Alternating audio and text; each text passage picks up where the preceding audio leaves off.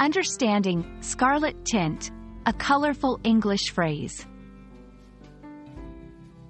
Hello, language enthusiasts. Today we're diving into the vibrant world of colors in English, focusing on the phrase scarlet tint. Whether you're a painter, a writer, or just curious about English, understanding these color phrases will add depth to your language palette. The word scarlet refers to a bright red color with a slight orange tone. When we talk about a tint, we mean a variation of a color, usually lighter, as if white has been added.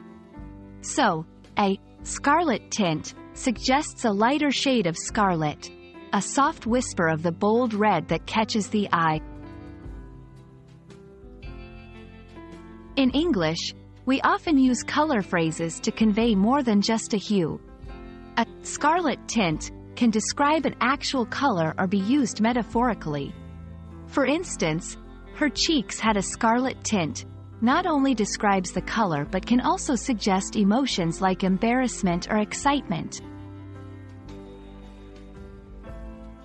To better grasp the concept, let's look at some examples. Literal, the sky at dawn had a scarlet tint. Figurative, the novel has a scarlet tint of passion and romance.